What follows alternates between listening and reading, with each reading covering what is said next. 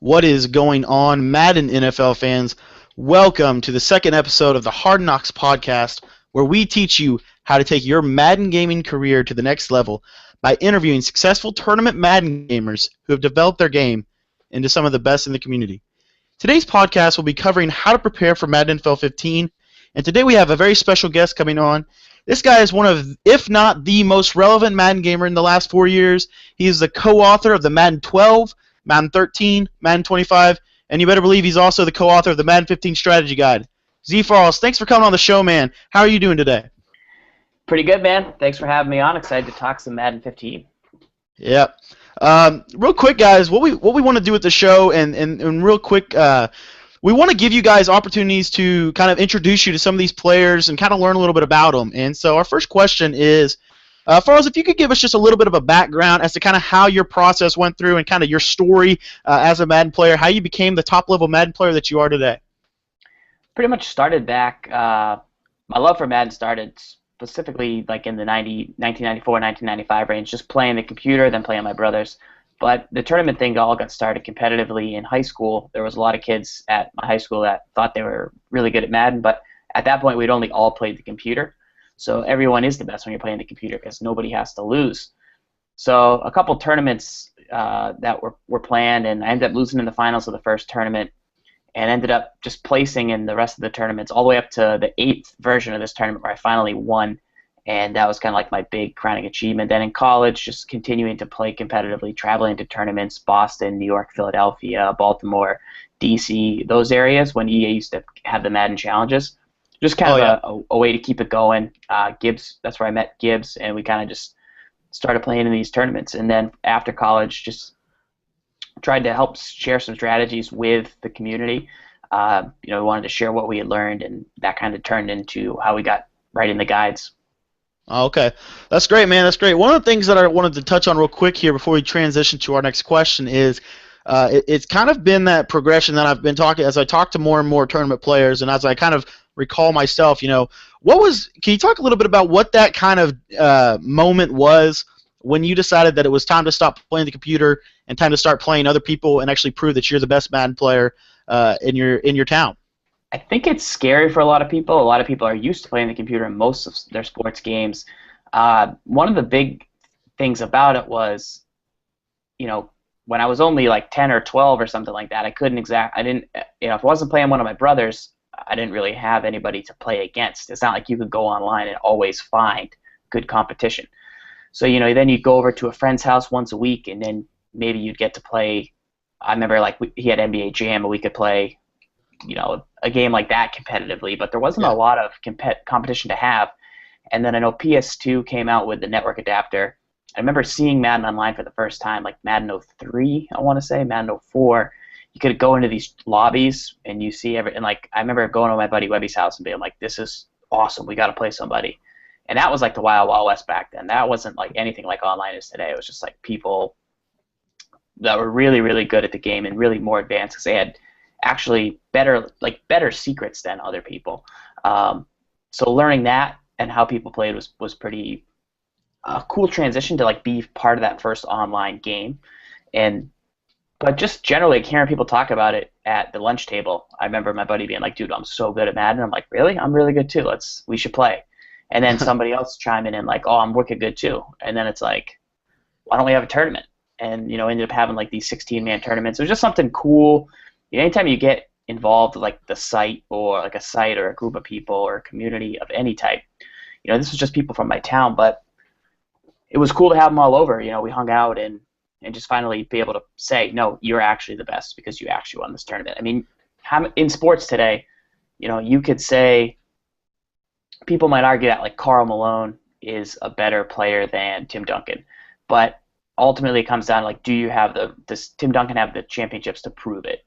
Does Karl Malone have the championships to prove it? So, even though I never won a tournament until the 8th version of the tournament, I was always like, I was the only person to place in every tournament.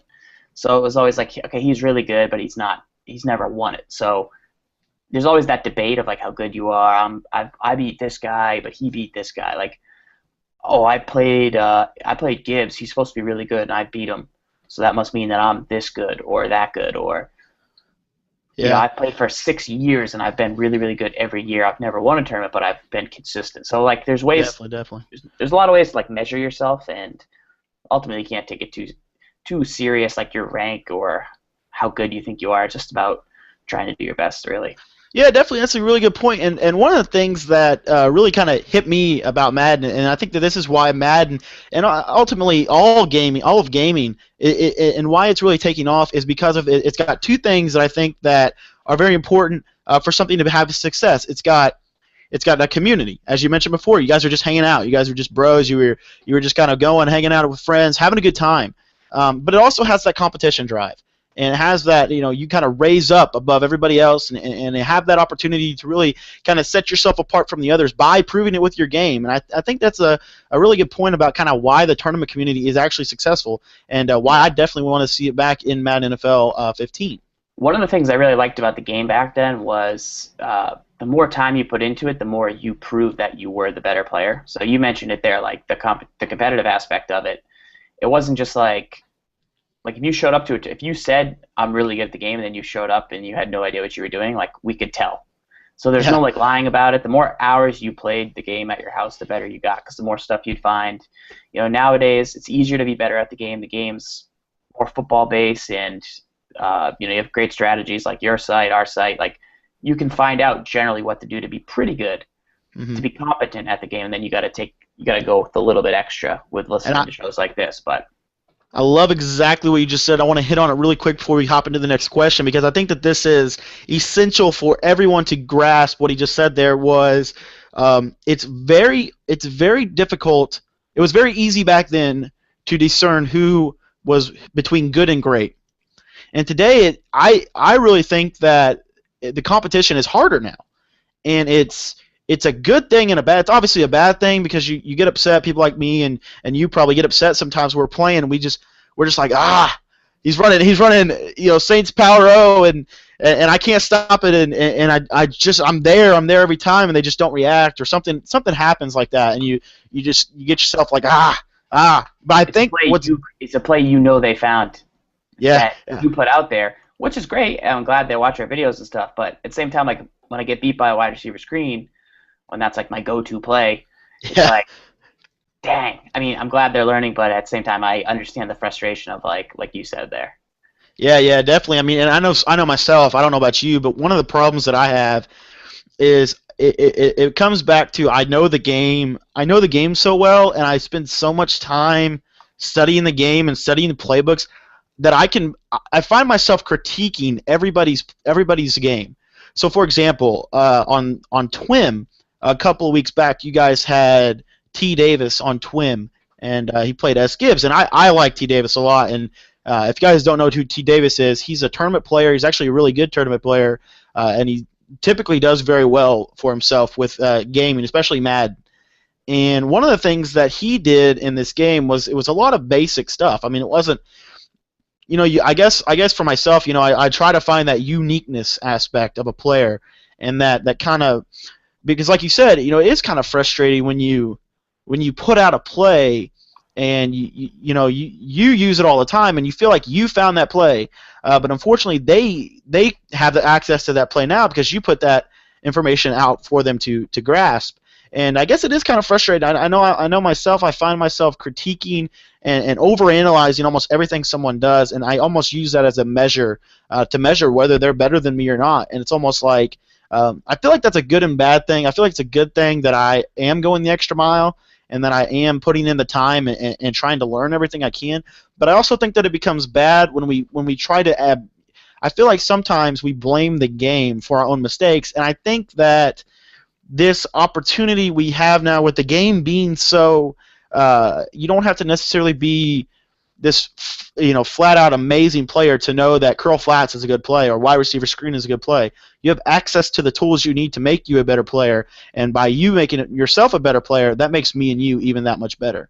And so I think that is kind of my silver light about Madden, and why I have the patience with it a lot more, I think, than some people do. Is because I get mad at the game too, but I've never really considered stopping playing, and it's because I always have that competitive drive to want to separate myself from everybody else. And I think that that's a really good trait to have, not just for people like us, but for people that are listening as well, people that are newer to the game, and people that are looking to kind of how do I get involved in the Madden community? How do I really kind of take my game to the next level? And Right. I definitely think that the tournament community provides that option. Well, I mean, even in the NFL, it's a copycat league. You get a lot of teams running the same stuff. If it proves out to be successful, you've seen that as far back as the Wildcat. And I'm with you. Like, it is easy to blame the game. That's probably one of the biggest weaknesses of some players that are newer. If they don't understand exactly why they're getting beat or what's beating them or what exactly is happening, then they're going to get frustrated that it's the game's fault. So, I mean, but if you really look at it and you're throwing a wide receiver screen and you have 3 blockers and they have 1 defender, chances are they're going to get beat. So they might play in the game and be like, my guy should have made the tackle, but realistically he shouldn't have made the tackle. So it's an easy for guys out there, like you said, that are newer. The game's pretty solid. It's pretty balanced. There really shouldn't be shouldn't be getting too angry at the game if you're going about 500. But at the same time, I find myself getting angry at the game, not at it, but just like I'll be mad if I lose, and Yeah. my MUT record's like maybe 80-7 or something like that, 81-7, and I still get mad, and it's like I really don't lose all that much, thankfully, but when I do, it's probably good that you get a little ticked off because that's what gives you a little bit of an extra drive to keep going to the next level.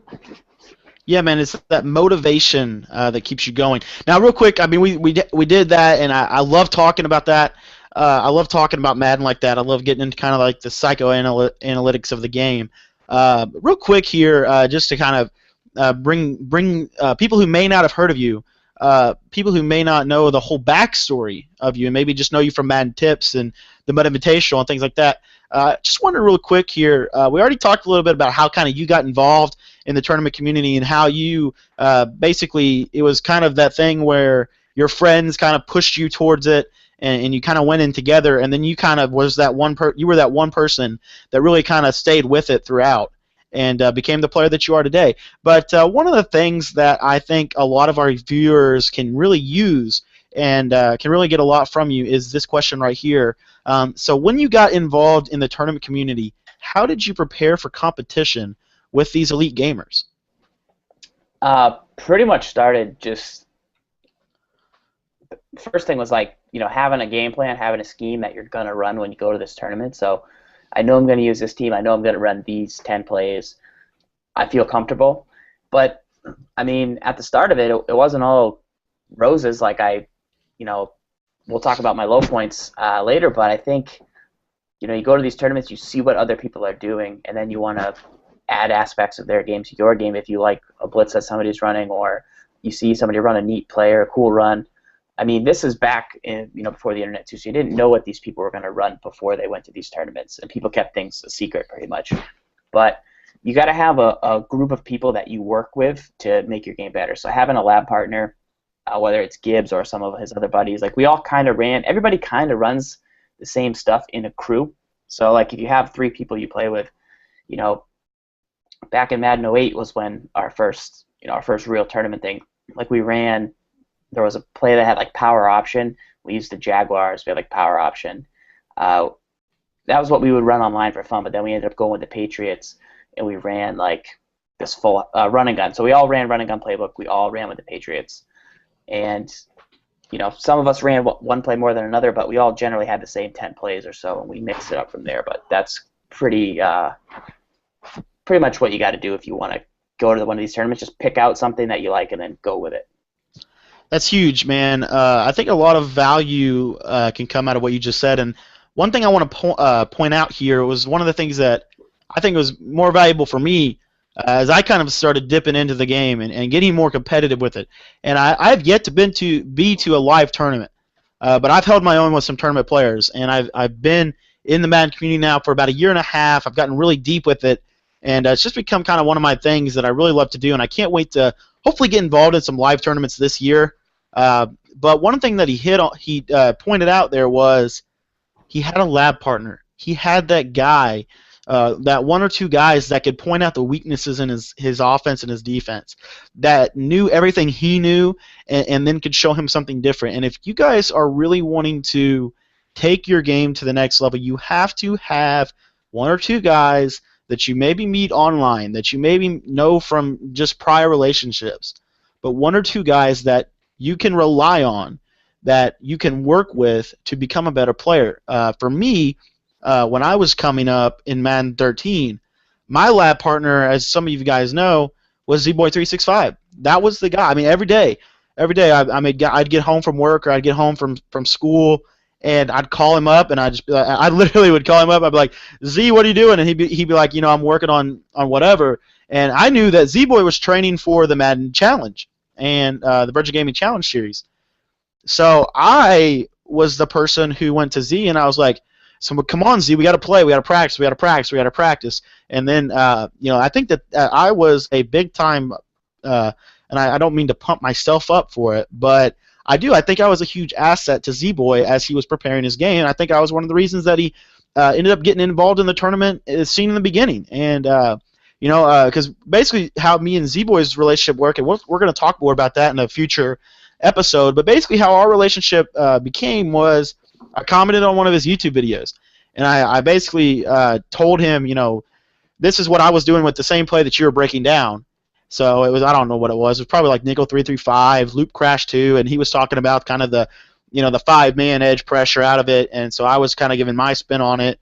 And then he hit me back, and we got a game in, and I blitzed the living daylights out of him. I brought A gap, I brought edge, I brought everything. I brought everything that I had because I wanted to prove myself, and I wanted to set myself apart from the normal player. And ended up getting a call back from Z after the game, and he said, man, you got the best pressure I've ever seen. You got the best game I've ever seen. I've not seen pressure like that for a long time. And I was wondering if you could just help me out and show me what you were doing. And I was like, yeah, sure. Because, again, that goes back to what we were talking about before, that community aspect. We all desire it. We all desire to have that friend that we play with. I don't care who you are. I don't care how much you think Madden is weird. If you're playing Madden, you want that other guy that loves Madden as much as you do. And Z-Boy was that guy for me in the beginning. And so we played a lot, and we sparred, and we played, and we played, and we played, and we played. And I think that echoes on your point about having that crew, having that partner, having that teammate. There's mutual benefit there for both parties. He's training for a tournament, and that's what's great is you went to him and said, hey, I can help you, as opposed to, you going to him and saying, hey, help me. You went and showed him something that you knew, and then he knew that it was pretty good. I think people would be surprised at the number of games I'll play. I'll play people anytime. If people hit me up on Twitter, I'll play as many games as I can. I'm getting ready for 15 here, but as far as it's like playing a game against somebody, it's not a huge deal. I think people are scared or they're afraid or,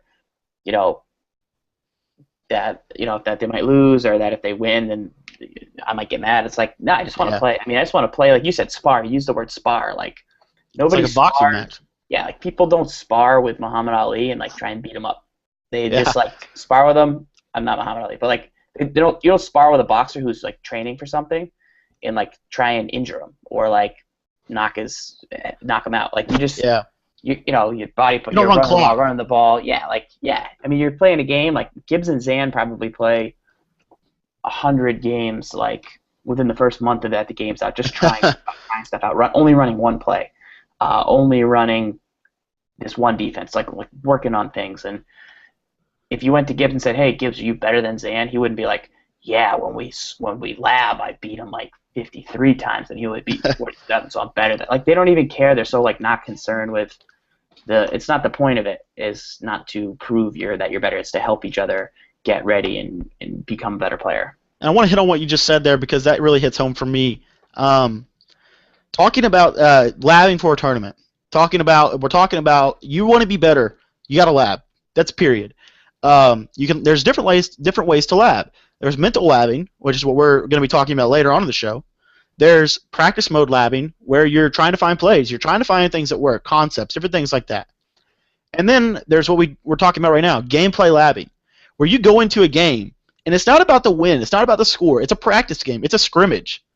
And I really like what you talked about, how sparring, you're not trying to kill the guy. you're trying to make each other better. Find that player, find that guy who is seriously trying to make you and him better.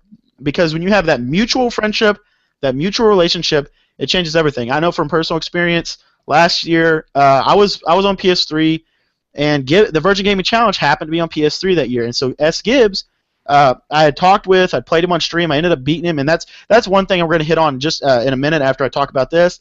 But I played S. Gibbs, I ended up beating him the first time I played him, came back, and somehow, some way, I'd asked some questions on This Week in Madden show that you guys do, which, by the way, is a huge part of why I'm where I'm at right now. And but you know what happened was he needed a player to help him lab for PS3, because at that point everybody that he wanted to lab with had a 360, and the game played different on PS3. So who does he come to? He comes to me, which at that point I was like, yeah, I'll play you. You know, and it wasn't at that point. You know, I was like, I'm playing S. Gibbs. You know, like I'm playing. You know, it's like you were saying earlier. You know, people get really excited about playing. You know, guys like you, guys like Gibbs, guys that are established players, and I think it's partially because you want to be in that. You want to be included. It's like you a want to good be in that test. same category. It's like a good test. Yeah, you want to be seen as in that part. You know, I'm definitely with you there. Yeah, and it wasn't. But see, like for me, it wasn't necessarily about the wins. It was just the fact that I was getting to play him and I was getting to pick his brain, and I think that grew me as a Madden player a ton. Because, you know, I got to see what does he think is good? What does this do? What does this do? Different things like that. You know, how can I stop what he's doing with my defense? Because I know that he's going to bring it. It's the same thing that we were talking about earlier. This sparring partner with Muhammad Ali, it's not going to be a rookie boxer. It's going to be an experienced boxer. It's going to be a good boxer who can actually give him something that he can actually use. And so what it was with S. Gibbs and I was we both gave each other something that we could use. I remember a very specific twin, and I don't exactly remember the number. But basically, you were talking about preparing for the Virgin Gaming Challenge series. He was talking about playing me, and he said that I had shut him down like 24 to 3, and that was kind of like it wasn't the fact that I had beat him. It wasn't necessarily the fact that I was better than him, because at that point I didn't think I was. It was the fact that I was competing with him was it really got me you know competitive and driving more. PA post. PA post, man. That's right. That was. Oh man, that was flat route to the tight end. Yeah, because we ran bear under for a while, and it was like the perfect, you know, all the heat's coming off that edge and the whole bunch is over there, so it's like doesn't match up well. So it's like now he knows, well, if somebody comes out with trips right, like I got to be prepared for that, because everyone was running all the stuff from the left on that because you couldn't press. So it was like, oh yeah, great. You know what I mean? It was like a mix. It was like it's nice to see new looks and see, like, you know, if you only play the same 3 people, then you're only gonna get the same looks. But if you play some, you know, mix in people, then it's good to see new stuff. Exactly, and that's something that we can go back to for the as you're getting better, guys, as you're growing as gamers. Keep in mind the fact that you need to see different looks. You need to be prepared for different things. Personally, I have a defense for trips right, trips left, base set, which is 2x2, and running defenses. I have defenses for all of that in my actual playbook that I run, and it's basically a concept, though. It's a way to play the game. It's not necessarily a specific play that's going to shut down everything that you do, but like you said, it's a concept. It's an opportunity to see different looks, and I'm glad you mentioned PA post, because that was something that I kind of want to talk about now. Is that was my trademark in Madden 13. It was PA post, and it was the 4-4 and the 4-3 under Mike Wilcross with the hook, and that was kind of my go-to plays, if you will. And all of the great players in the tournament community, players like Problem, you just mentioned the 46 bear under. I mean, if nobody runs the 46 bear under better than Problem, the sting pinch that he had, all of his tournament victories had some kind of trademark and staple that he did that nobody else did. Truth, the way that he did streaks in Madden 12. That was actually the reason that I say Truth is because he's the first guy that I ever saw that was a legitimate tournament player, and I saw him back in Madden 12 when I was first starting to actually get into like the online stuff. And I was watching GG Rematch, I remember it, and it was a film room, and I was like, man, these guys just sit around for 45 minutes and they just debate about Madden and talk about it. I gotta watch the show. And I don't really know Truth on a personal level. I don't know how he acts. I don't know any of that. And But I thought that his streaks, the way he user caught him, was his trademark, and that was what he kind of kept saying. I user catch streaks in a very unique way. And others, Serious Mo this year, you knew that when he was in trips tight end, he's going to motion that little slant route, get a man beater, or he's going to throw the bubble screen, or he's going to throw the corner out to the tight end. 3 or 4 plays, but it was his trademark. What's your trademark in the Madden community, ZFarls? Well, sometimes I hope that it's the fourth quarter Farls. I love that. That makes me feel good when people hold that up. But that I could turn it on in the fourth quarter. But what are some of the favorite offenses that I've had? I feel like the run and gun stuff that we did in Madden 08, that was like our first big video. Just sharing that was really popular. We had a toss to Randy Moss, so we'd audible down from 5 wide to full house, get Moss at the halfback, and you'd pitch it out, and he was like 98 speed. That play was really good, along with like trips, tight end, halfback swing, where you could bomb it deep. You had Dante Stallworth, you had Randy Moss. Those are like the early things that I really, really liked. Other than that, let's see. Madden 10 was also run and gun, and the Poco routes, the post corner routes to the Chargers. We had Vincent Jackson, Antonio Gates. That was a fun year. As far as my staple, I hope it's just helping, like teaching people. Hopefully, TWIM, that's something that we put a lot of time and effort to. I feel like that helps separate us because, not a lot of people have that type of like live show where we can actually take live questions and help and just and play games of the week and show people, like let them get into our mindset. So that's hopefully my stamp on the community. But as far as from like a gameplay aspect, just being able to adjust on the fly and playing loose, Gibbs plays more rigid, knows his setup. So I kind of like I ran commit on 4th and 2 against somebody. And like that's kind of dumb, but it's kind of the dude wide open in the seams, but he hesitated.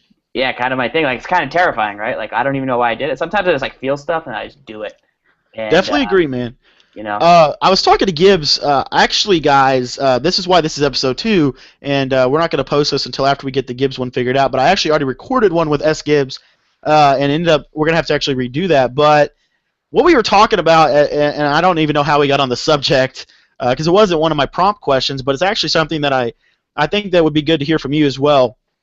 Basically, S. Gibbs says if you boil it down to this, the difference between me and ZFarls is that I am known to have that power play, and that ability to crush the bad players, basically, and that the fact that the power play is something that he can use at the basic level, but then when he gets to the elite level, it may not always work. But what ZFarls has that S. Gibbs doesn't have is ZFarls has that ability to adjust, that ability to, when something's not working, to go to something completely random and it actually works. And can you hear a little bit about that? And this is going to bring us to a point I want to make on the MUT Invitational game. But can you talk a little bit about what I just said there? It's kind of just about playing the computer.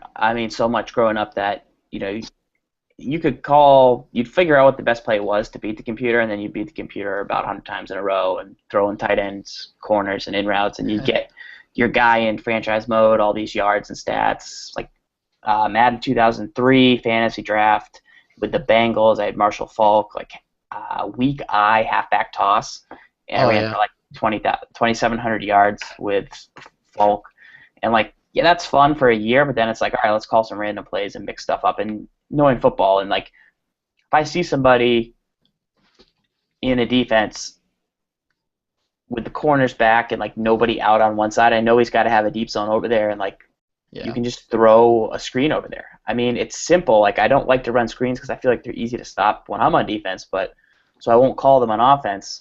But that doesn't make any sense. When I like look back on it, it's like there's no way he could physically cover a screen right now. He just doesn't have the resources over there.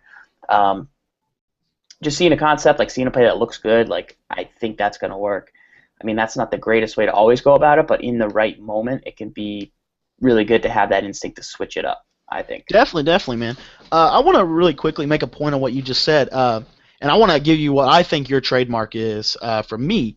Madden 13 was outs. Madden 12, strong close. Madden 11 was the boat. Madden 25, it's wide receiver screen. You always have that one thing that seems like it's very easy to us. It seems like it's very simple, but it works. For whatever reason, it works. Remember, Fire and Ice D, $326 from last year. You're a simple player, and you have these simple schemes, but they work. And I think that's your trademark, man. And I really appreciate it coming from someone here. There's a lot of things that go into a game of Madden, and when you're not worrying, for example, S. Gibbs has all these plays, they have all these setups, and they have all these intricate little details, which I think there's a purpose for, and we'll get back to that in just a moment. But ZFarls has he's just free flowing. It's just simple. It's easy to him, and I think that's a trait that S. Gibbs needs to work on. Obviously, I think in the same breath, obviously something that you may need to work on is you need to work on your weaknesses of maybe not having those power plays, those rigid kind of setups and set formulas is how you're going to play. Yeah, I mean, if you look at the God Sums games, what saved me in that was the gun bunch, and it was an entire weekend of just running gun bunch for 3 days in a row just to learn it, learn all my reads, get my guys in the right spot, taking the time to make the substitutions, taking the time to make the hot routes, taking the time to learn, okay, on 3rd and 7, you're still running Z-spot, but it's all the hot routes are different, and that's setup 4, or setup 6, and it's the stuff that annoys me when S. Gibbs is like, you got to do this, you got to do this, you got to do this. I'm like, dude, I'll do it if it works, it works. But for me, being super competitive, like when I lose, knowing that I didn't put in the time, and Gibbs has told me like, okay, hey, that blitz is going to work 80% of the time, but if they call this play, you're going to need to know setup 5. And I'm like, well, I've never really had trouble. I've just been beating all these people. And he's like, yeah, but if you played somebody really, really good that does this, and I'm like, we'll see. And then all of a sudden, I do need setup 5, and he's trying to tell it to me, and I'm not getting it in because I don't know the buttons, and then the guy's hiking it, and then you lose, and it's like, that's my fault. Shame on me for having a guy that will tell you exactly what you need to do, take the time to sit down, run it over you, and you don't learn it. That's where you can't be, like, I hate losing, and for me to be mad, I can only be mad at myself, essentially. It's a great point, man, and that's going to bring me to my topic. I actually didn't have it on the schedule, but I really want to touch on it because I think that it has a lot of value for the viewers at home. For those of you that watched the MUT Invitational, for those of you that didn't, there will be a link in the description, so check that out, guys. But for those of you that did watch the MUT Invitational, I mean, you guys know ZFarls played Hot Shugs, and this is just my analysis. And this is, I was so mad. I was so mad the whole game. I was like, you're so much better than the way you played, and you're so much better than the way you looked. And it's not a knock at you. I mean, it's not like it wasn't like I was mad at you as a person. It was just I was just mad at the way that you played and just kind of some of the things that you did. I felt like I basically felt like this. I'm like, if S. Gibbs did that, if S. Gibbs was playing, then S. Gibbs wouldn't have done that, but he would have struggled here. And obviously you were playing, you didn't struggle in some areas that S. Gibbs struggled in. But I want you to, and I don't want to make this like a let's analyze all your faults kind of thing. No, I mean I haven't even really talked about the MUT Invitational game, so I'm excited to give I've never really discussed it because we didn't have any episodes after, and I didn't even play that much since Madden 25, so I'm cool to talk about it. Well, that's great, man, because what I really want you to talk about here is what happened? What did you do wrong? What did God's thumbs do that you didn't think was going to happen? And then how could you have overcame that? So when I played Shugs, I think what happened was I got ball first. He got a really nice stop on the first series of the game. So I mean, he knew exactly what I was going to do. I knew pretty much what he was going to do. So I felt like going into it, there was nothing to be hidden. And I felt like, you know what, I'm good enough if I execute with this scheme that I can still get it done, as opposed to trying to change it up within the 3 weeks that I had to get down to Orlando. So going into it, I think he ran command on first or second down. I'm not sure about that. I don't really remember. But yeah, because you run strong power. Yeah, I tried to run pop sweep, and I tried to run strong power. So people are like, oh, he ran commit, but I'm like, I don't know if he did or not. Anyway, we went up 7-0. I felt like I battled back really well to make it 7-0, Oh yeah, no, that deep pass to Moss, PA halfback Will from the Ace Yeah. Close, So I huge. had been saving that, and like at that point, I was like, "Uh-oh!" I'm like, "This thing might get out of hand if I don't, come up with a play." But I knew going into the game, I practiced that play specifically. I knew he had never seen it. I knew the defense he liked to run that it would possibly be open if I could hit it fast enough. Um, so it's 7-7 after I hit that play. So I was like, "Boom, great, that's me." Then I get an interception in the red zone, and then I run an 80-yard touchdown with Charles. So now I'm at 14-7, and I'm like, this is fantastic. So a minute and a half left. This is where it all starts to go downhill for me. I'm at 14-7 after like a really tough, like not my best start. I'm at 14-7. He's got a minute and a half left, and I'm like, all right, let's play San Diego. All I want to do is not give up a long touchdown in this situation. That's my only goal really right now. Is like I'll let him dink and dunk me, get a field goal, but I just really don't want to give up a long TD. So I come out in quarters, ice D, just trying to play back, play off, and he had a great setup where he flipped this play. They got to the line of scrimmage fast.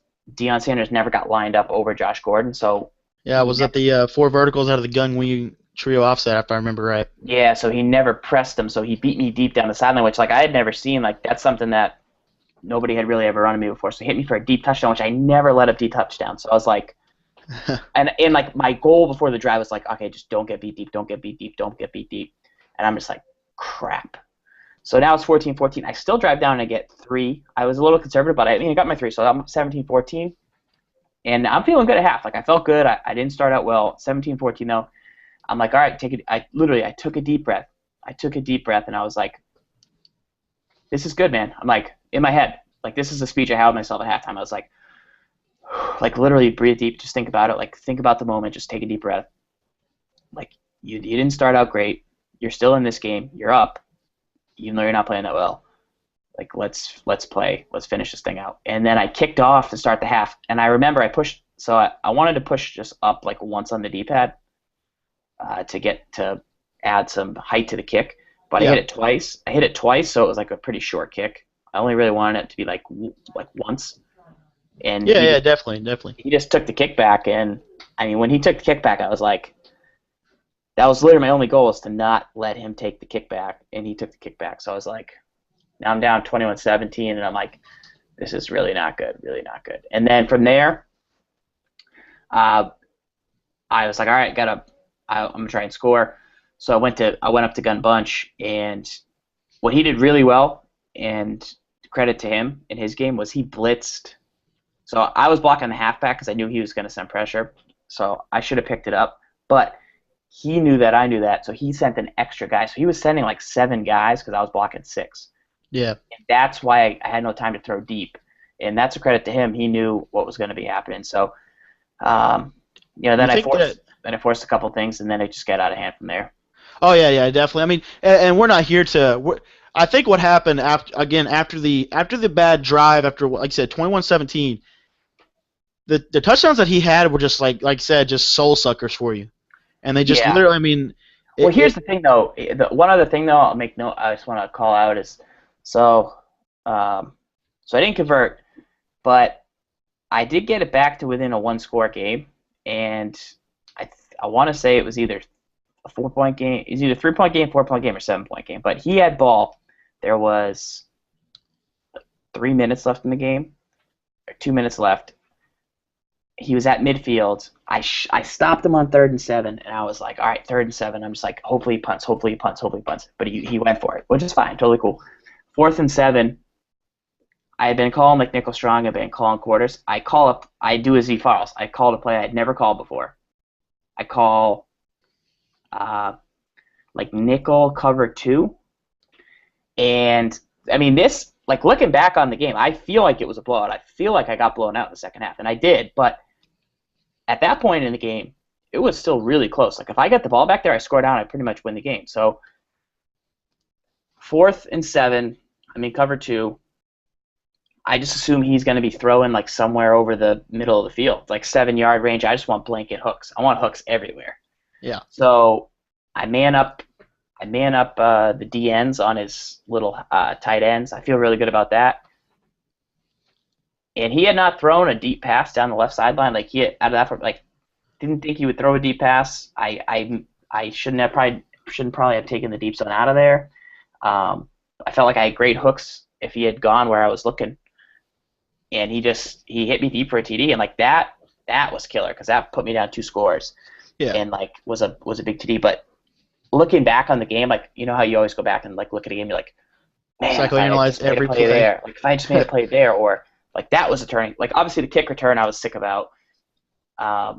But other than that, the biggest play was that because it was like I got him all the way to 4th and 7. I had a chance to get the ball back. I had a chance to win the game, and I called a play I never called, which I still really liked. But he made a good read and hit the guy deep. And I shouldn't. Do you stick with your guns and go with the play you've been calling there? Was a good idea to change it up? Why did I think he was going to throw that? I don't know. But that play was like, man, you're actually pretty close. Like, man, if you had just made that play, like that's where it kills me. Okay. Real quick here, I just want to give my take on everything that I watched the game. I watched the whole game. I've watched it like 3 or 4 times because that's what I do. If I find a guy that is good, a guy that I really respect, I'll watch you play for hours because I just want to. Main thing is because I just want to see what you're doing. I want to see kind of your mind, your thought process, and things like that. And as I was watching the game, one of the things that I noticed was that basically Hot Shugs ran the exact same thing that we knew he was running. I mean, everybody knew that he was going to run the halfback dive. He was going to run the read option. He was going to run the 4 verticals play. And we all knew on you. We knew that it was strong power. We knew that it was buck sweep. And it was Z-spot. And then I kind of felt like I kind of predicted the ace close just because I know the playbook very well and I know how good the PA halfback wheel is. I know the way that they are really good at beating the deep coverage. But real quick here, I want to give my take and let me hear what you think on that. The reason that I think the biggest turning point in the game was when you got stopped on the Z spot. Yeah. I think the way that he defended Z spot was kind of the turning point because it basically you had already labbed that play for hours and hours and hours, and that was the play. That was the bread and butter that was going to convert those 3rd and 7s, those 3rd and 8s, and I think that what I would have liked to see from you, and this is a criticism that I have in the same here, and I've done this all year. This is something that I've been working on. This is something that our channel as a whole, that I'm going to be taking the YouTube channel. This is something that I'm going to be huge on.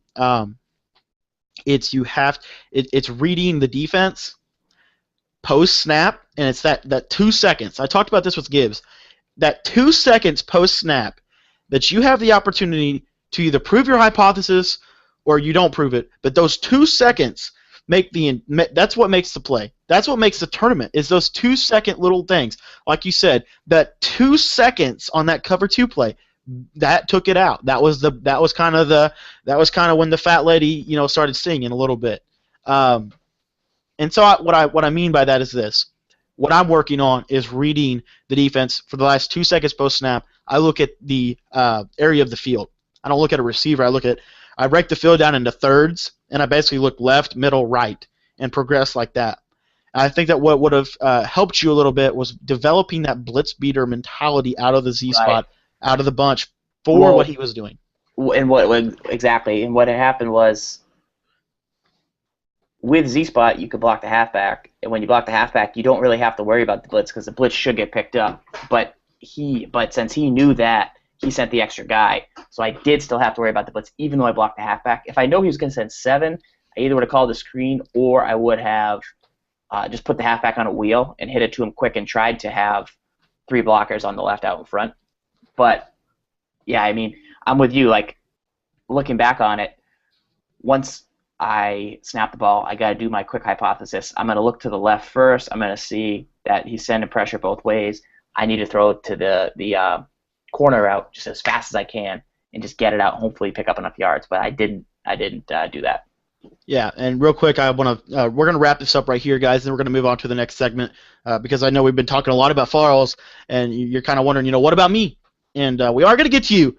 Don't worry about that. But I do. This is great, guys, because this is an opportunity to really analyze a tournament game that you guys can go back. You can watch the game. You can check it out. You can see what we're talking about, and then you can hit us up on Twitter at MaddenTips365 and then at Madden Bible for ZFarls.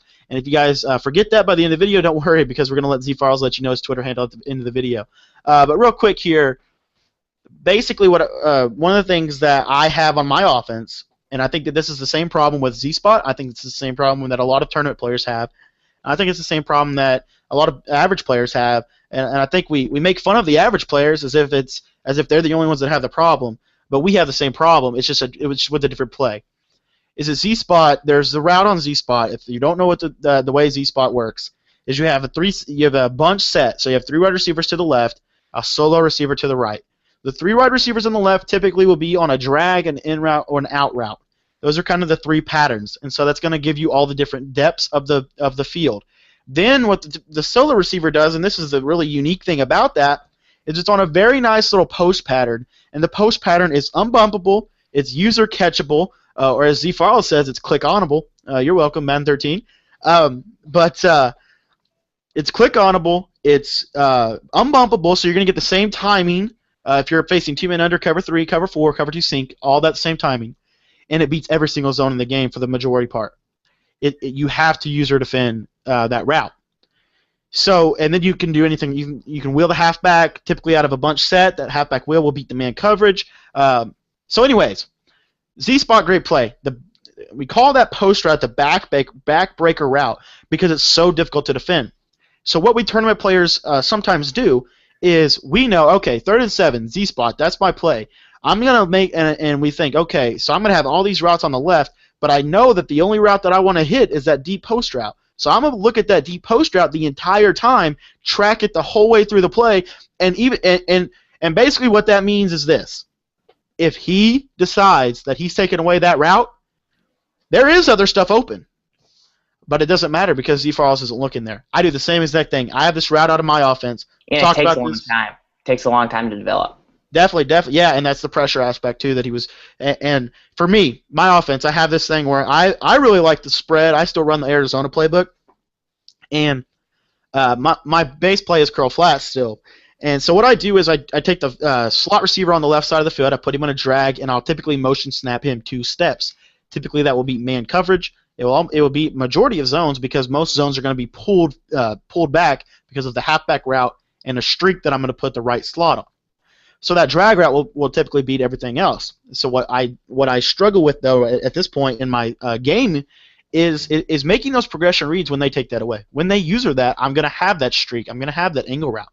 But I have to actually analyze that. I have to make that read. Going back to what I said earlier, it's that 2 seconds, man. It's that 2 seconds that make or break you. And I love what you said there. But you have anything to say on that, or you want to go ahead and move to the next section? I'm with it. No, I agree. I know it's high level, but I think the people that, I really like that the people that watch your channel are the people that really want strategy, and I think they really will dig what we just talked about right there. Yeah, man. And real quick, one more example, because I love talking about this stuff, and that's just who I am. Pats will drag last year. We watched. I want you to do here right now. I'm going to leave it in the description. You can check it out. Twim88, This Week in Madden 88. ZFarls S Gibbs were playing their tournament game, so they recorded the show. And they played. It was a game between SD White the Great, who was a really good player, and was actually, if I remember correctly, in the Virgin Gaming Madden Challenge Series, ended up getting beat, but he was in the tournament. So he was a tournament player. He was really good, and he was running the most popular play slash concept of the year, drag cross-ups out of Carolina. You saw the semifinalist for the Virgin Gaming Madden Challenge, Charlie 25K, run that against Problem. And one of the things that we saw in that game was how fast he was moving, and that was what S. Gibbs kept talking about, was his speed of his offense. But you saw a lot of the same stuff. You saw a lot of streaks and wheels.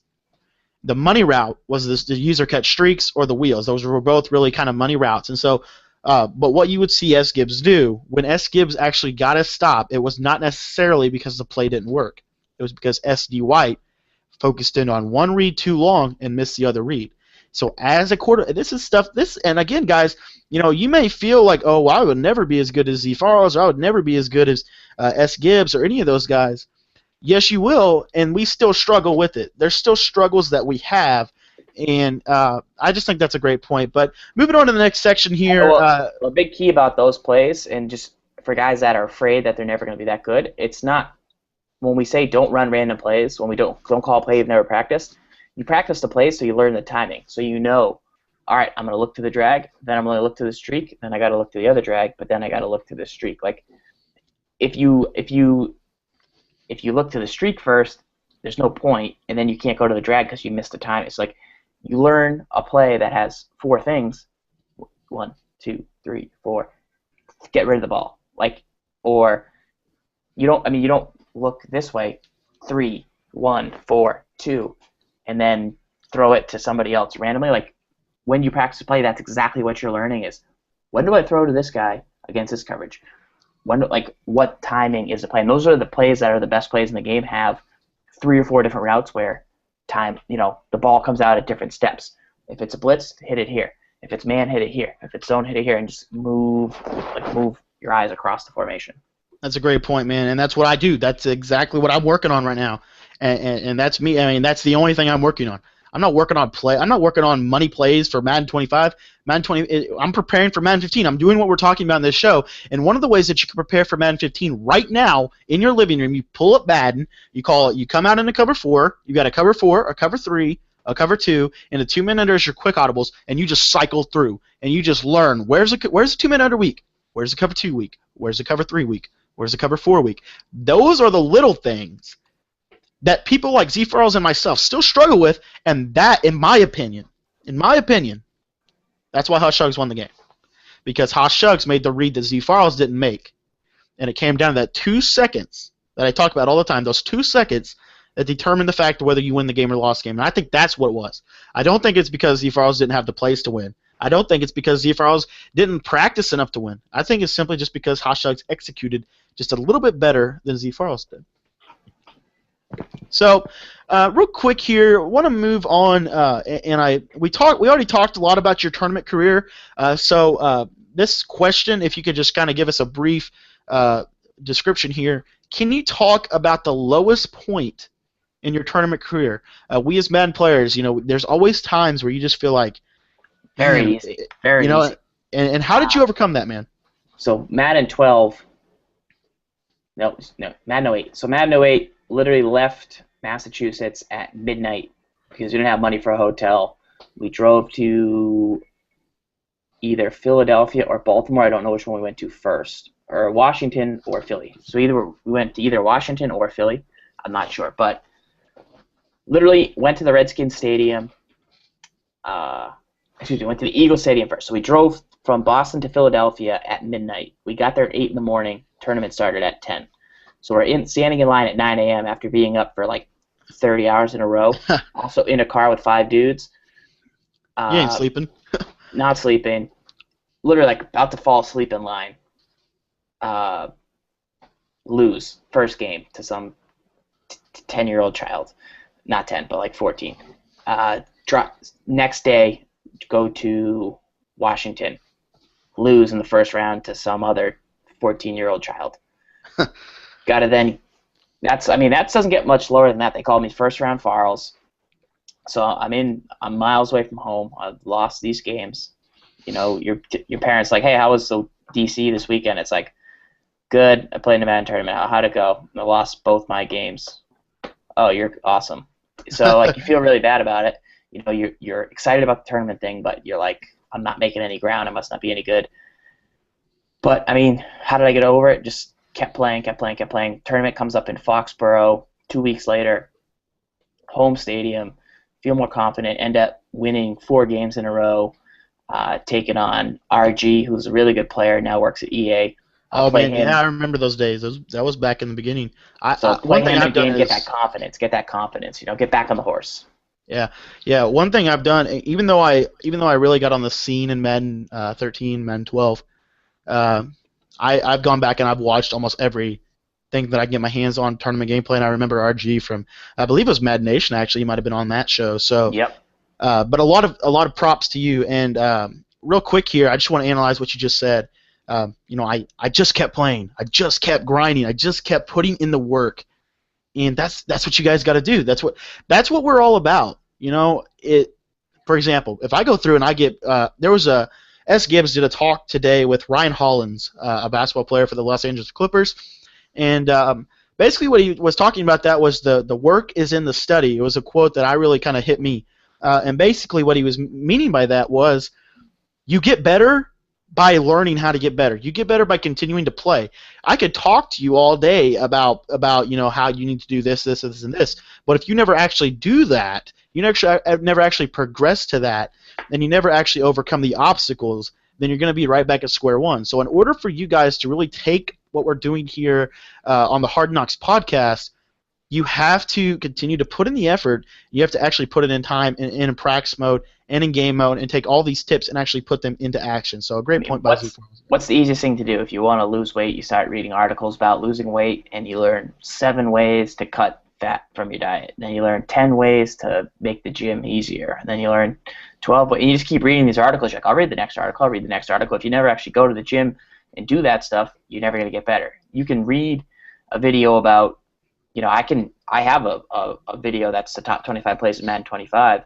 It's really good, but if you never do that and then you just want to read the next thing, top 15 plays in Madden 50, whatever, if you just want to keep reading articles, how to blitz, if you never actually go out there into the game and try it, you're addicted to thinking that you're getting better without getting better. Yeah, without actually doing it. That's a great point. Okay, guys, so now the next point that I wanted to kind of segue to, and this is going back to something we heard earlier in the interview by Farls here. I've been talking a lot about Madden 13 and kind of how I got involved with. We both been talking about kind of how we got involved and kind of the process that it was for us. And one thing that I want you to hit on real quick here, Farls, as I was playing Madden 13, I played Madden 13 so many times, and literally, I mean, I would get off, like I said, I would get off work or I'd go get off of school, come home, and I would start up Madden, run up, grab a water or a Gatorade or whatever, go back downstairs and play Madden for 8 or 9 hours. And I just play it so much, and I was really good.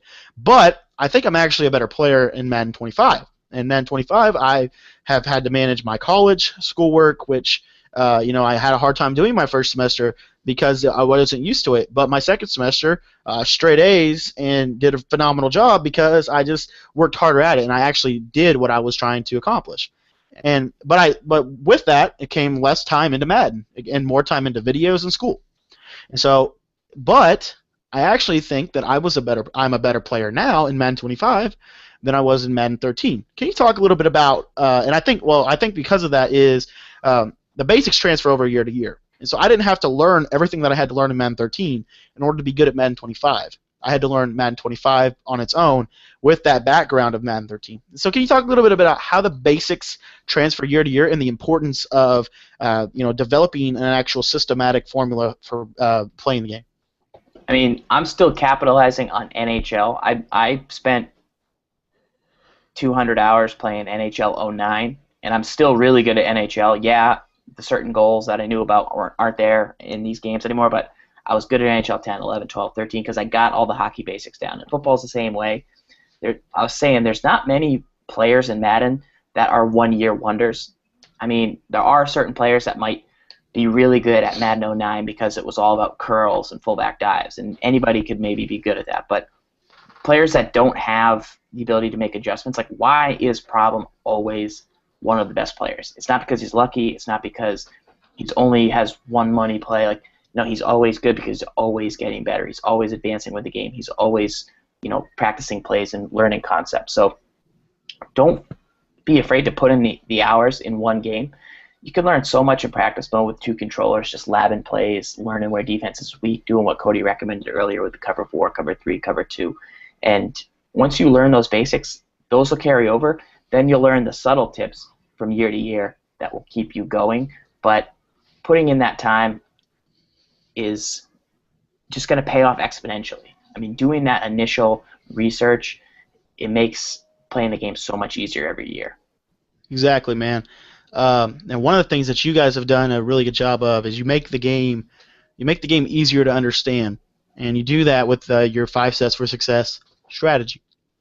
And I was wondering, this has actually transformed me a lot. It's actually you guys have designed for me two entire series of videos that I do on my channel.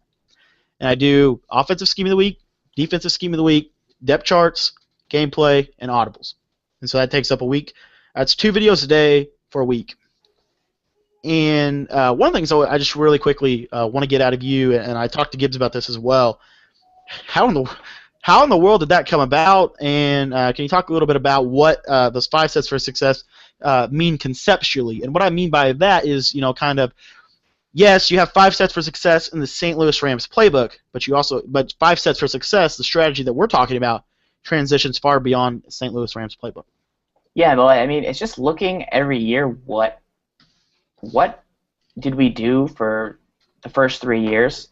Like, the first 3 years we created schemes in Madden 08, Madden 09, Madden 10.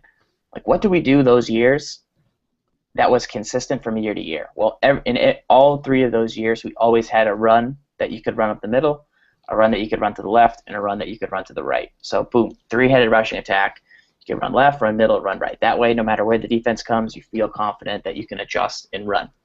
We always knew that we needed a play that could beat man. We always knew we needed a play that could beat zone.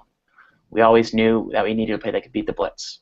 And we always knew that we needed like a base play that we would come out and feel confident in. So it was like, well, those are 5 different plays, 5 sets for success. You need to have these 5 things to be successful. If you can beat the blitz, beat man, beat zone, have a base play, and have a 3-headed rushing attack, you're going to have success, just because there's nothing else that anyone can really do to you that isn't solved already.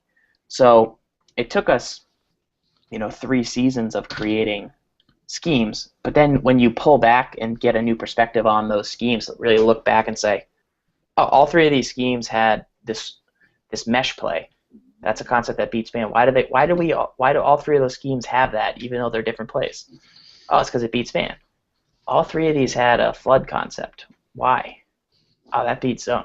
So that's what the consistency that you're seeing year to year, and that's basically what it is, and that's how we created it. And I feel like giving it a name like the 5 sets for success helps people say, all right, there's only 5 things. It must be good. Like, I'm going to have success if I can do these 5 things. What are they? And it's really, really complicated when people say, what is it? But it's easy to remember because it's like, I can beat man, I can beat zone, I can beat the blitz. Like, it's simple stuff that happens to you during the game. Yeah. That's a great point, man. And one of the things I want to drive home for me here, 5 sets for success, 5 opportunities to do 5 different things. Getting the most out of your playbook by doing everything that you need to. You have everything that you need. What can the defense really do? They can't blitz you because you have your blitz beater. They can't play man because you have your man beater.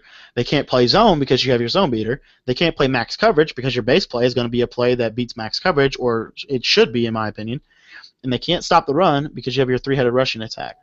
All of those 5 sets force the defense to get into something else. It forces the defense to have to adapt to you, and then you get into that massive chess match mode that me and ZFarls and several other guys on the tournament scene really try to master. And we're going to be talking about that in another podcast show, guys, because I feel like there's a progression that needs to occur first, and I think that we need to be grounded in the basics of the 5 sets for success. That's actually why I chose to have Farls and Gibbs on the first podcast, because they kind of taught me the basics as well.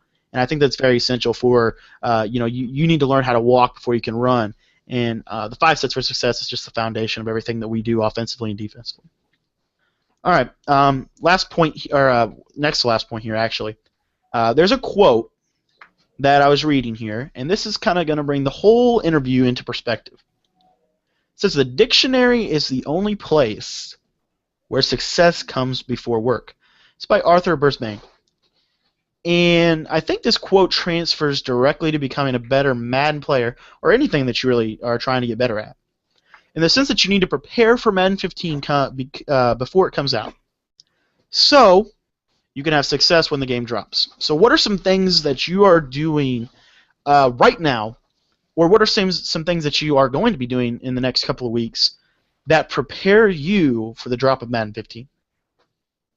You want to go back and get into good habits and just, really feel confident for when the game comes out. So it doesn't matter if it's Madden or Life or whatever. You definitely want to do 3 things really quick. You just want to write down your goals. So you always want to have goals for the upcoming season.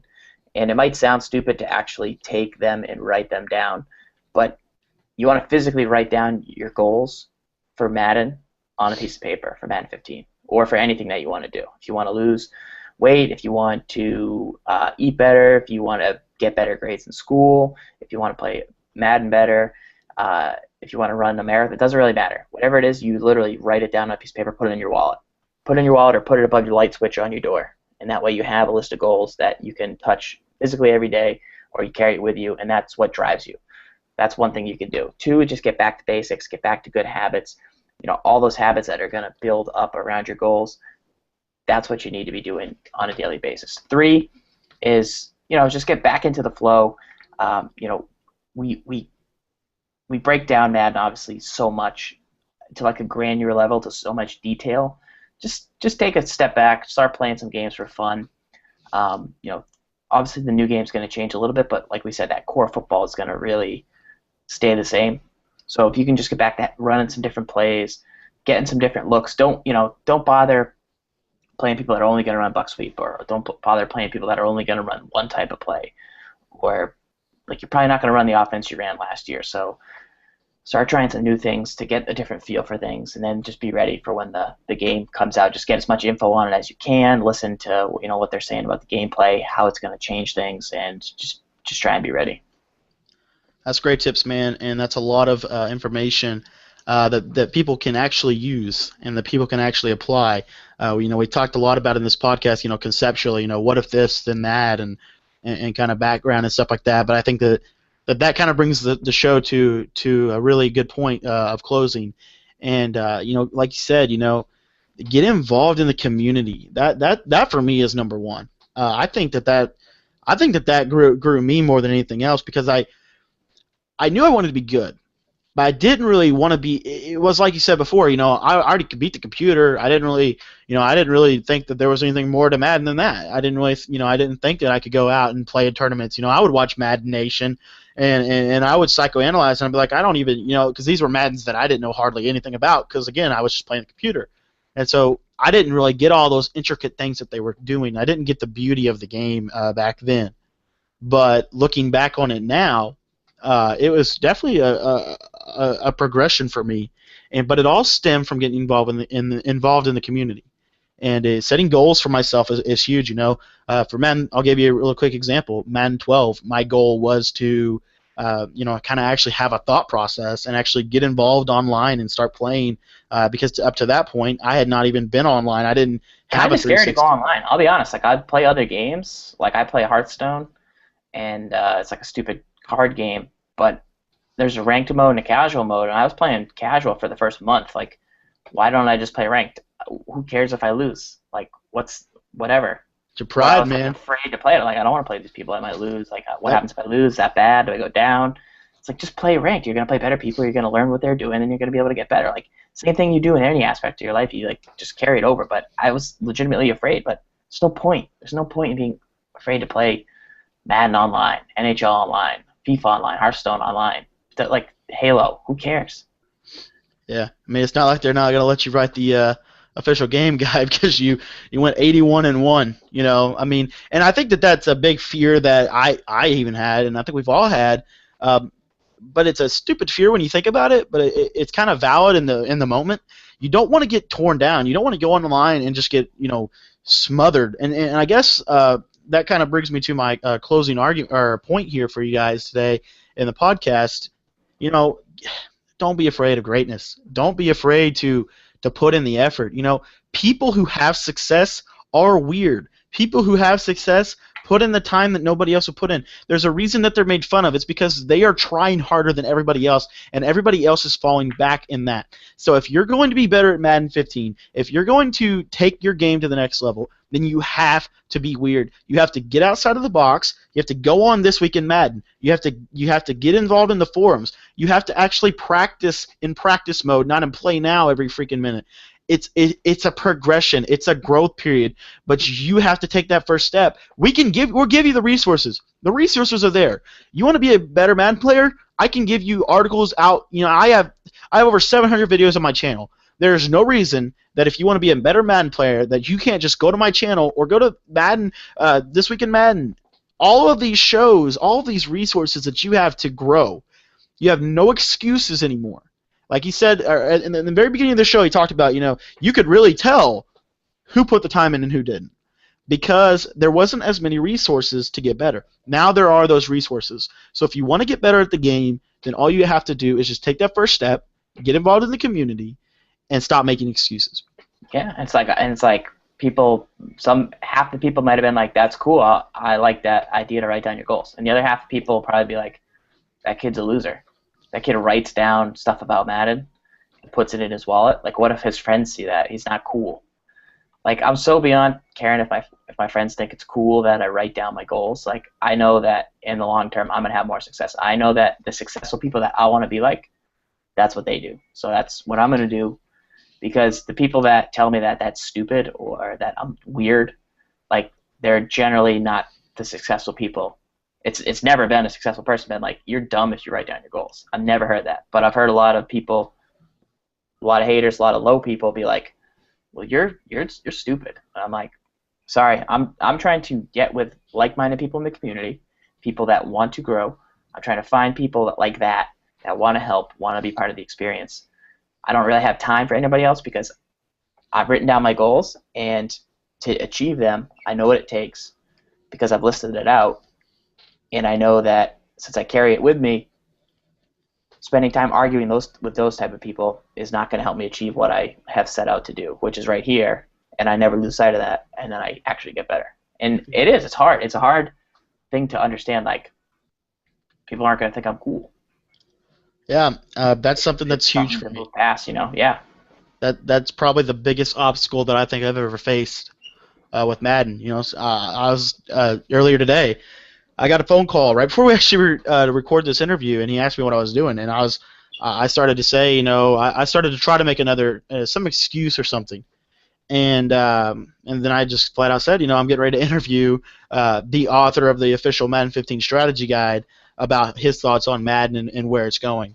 And when you actually sit down and you actually talk about it with these people, you actually explain yourself as to why, and you show your talent, you show your game, there's no other reason for them to call you a nerd, because I'm sure that they're a nerd in something else. We all have our hobbies, we all have the things we like. Madden is mine, and Madden is yours, obviously. And unfortunately, it may not be what everybody else thinks, but there's obviously hobbies that they have that we don't have too. So don't ever be ashamed of liking Madden. Don't ever be ashamed of liking video games, because guys, I don't think if you're aware of this, you've been on the same planet as I have been. Video games are in a higher stock than they've ever been. Video games aren't going anywhere. Madden's not going anywhere. It's only going to rise in popularity. So you might as well get on the bandwagon now, instead of waiting until you're behind the curve, because then people are just going to make fun of you because you don't like video games. So definitely. I mean, it's tough. It's like, yeah, it's determining every action that you have when you have such outlined goals. Every action will your body will auto make decisions. Your body will like look at it and be like, that's a distract. I'm trying to record.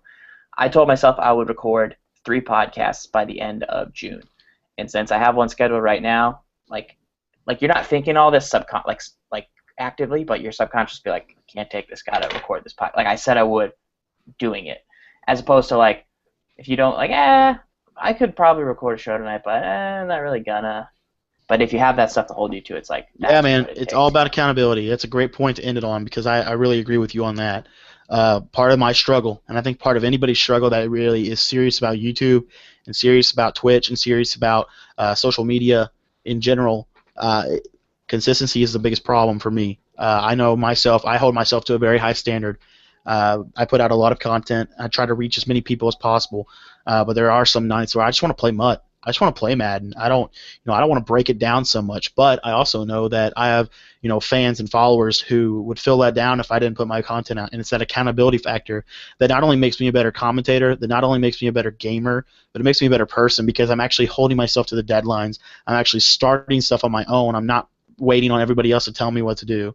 And that's just a great point, man. But real quick here, to kind of close this show, if you could give one piece of advice, as I already said, I think it's get involved. But if you could give one piece of advice to the guy out there who he loves Madden, but he's just not good. He's not a tournament level player, but he wants to be. He strives to be. He's trying, and he really has aspirations to be a top tier Madden player. What would you say to him? I would definitely agree. I would say get involved. I mean, the resources, like you said, they're out there. Any question you have, you can hit us up on Twitter. Yeah, at MadTips365 for Cody. I'm at Madden Bible. It's easy to get the answers that you need to actually be better, but just don't lie to yourself. Be willing to put in the work. And once you're willing to put in the work, I mean, if you don't know how to stop the run, ask me. I got a video on it. If you don't know how to beat the blitz, I have a video on it. Like, I have all these resources that can help you and quickly. And that's what's great about it, is you can save a lot of time now that would have taken you hours to figure out on your own. You're never going to be like left behind. So the more you get involved with the community, find like-minded people, set your goals. Like, getting good at Madden is too broad. Like, getting good at Madden, like, that doesn't mean anything. Anyone can say I'm good at Madden, but like, I want to be a top 500 leaderboard player on PS4 by January 1st. Like, that's a real goal that you can work towards, and then you'll know at January 1st if you did or if you didn't. And that is what matters, and that is what is going to, separate the cream, bring the cream to the crop to the top. You have to have that ambition, that drive, and if you have that burning feeling, go the extra steps, put in the extra time, and you'll make it. That's exactly right, man, and I think that's a great way to end the show. So, guys, I really want to appreciate you guys so much for watching the show. It means the world to me that I get the opportunity to sit down, talk about my favorite game in the world for an hour or however long we ended up going, because I know I love to talk about it. Sometimes I lose track of time, but I hope that you guys got something out of this video. There's so many things that you could have picked up on in this video. I can't even remember all the things we talked about because my head's just spinning because of how much we've talked. But guys, like you said, get involved, but once you're involved, put in the work. And guys, real quick, I just want to, Farls, myself, I just want to thank you so much for coming on the show. And if you had anything to add, anything to kind of talk about some of your future content, what you're doing right now, and kind of some stuff that you may be able to get some people involved with.